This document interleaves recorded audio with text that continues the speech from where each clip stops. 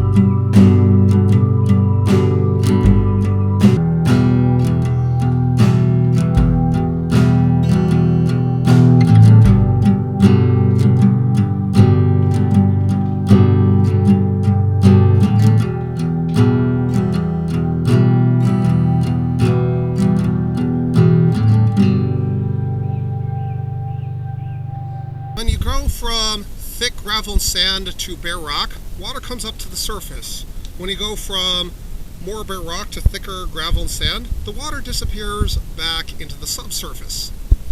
Now, as we go deeper down the river, or down this creek, we're going to intersect the San Diego River, where it's coming out of that giant bowl of Santee and El Cajon and cutting through the thick, low permeability rock of Mission Trails. What do you think's going to happen? Remember when we were at the low water crossing not that long ago, only half a mile upstream? How much water do you expect to find the same amount of water in the river at the dam as you did at the low water crossing, or do you expect to find more, or do you expect to find less, given that the river's going from thick gravels and sands to lower permeability bedrock?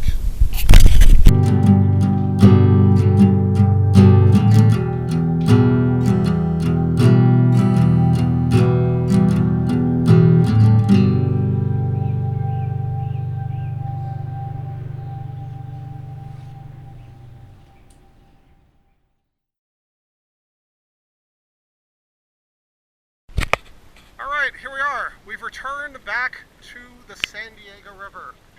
This is known as Mission Dam. This is actually not the original dam the Spanish built, but a remake of it because they wanted to capture the essence of it. So what we're going to do is actually walk out along the dam here a little bit. People are welcome, others are welcome to join me.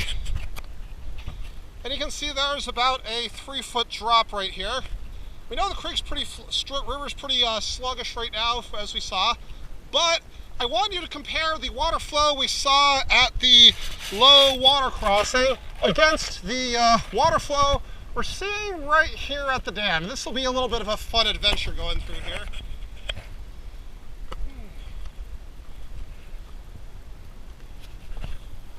Yes, I'm trying to take some artistic license with this journey, because I can.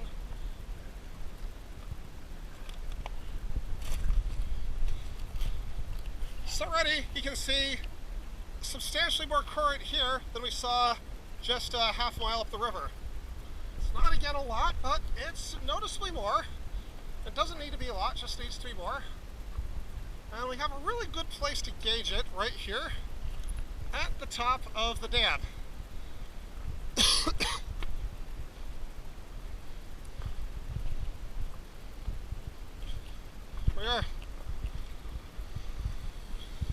There it is. May not look like a lot, but this is more current than we saw at the low water crossing. And so what's happening is you have the low permeability totalites of the hills here. That is South Fortuna, that's Quaipai up that way. You can see the bedrock outcropping at the surface right here. And you have these thick sedimentary packages further upstream, providing, and so all the water that's stored in the sediments has to basically is forced up the surface right here. The Spanish explorers noticed this early on in their explorations of the area. So remember, the Spanish, they needed two things. They needed, first of all, a parking space. The headlands of Point Loma, now Cabrillo National Monument, provided a nice deep basin that was protected from the oceanic swell. They also needed a perennial source of water. And the early Spanish came up this river valley and noticed that there was pretty much a perpetual source of water right where we are standing. They built a dam that looked roughly like what we're standing on right here. And from that, and used the dam to siphon, took some of the water from the dam, ran it along a giant flume down the gorge to the fertile river terraces downstream. And with that dam, and that became the foundation for the Spanish colonization of Alta California and the birthplace of California. This is, after all, San Diego, California's first Spanish settlement. So you can kind of think of this as the birthplace of California.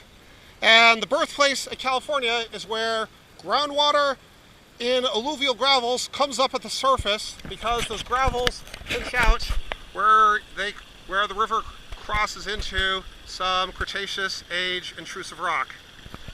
And that is the geologic context for the birthplace of California. Golden Bear. Good times.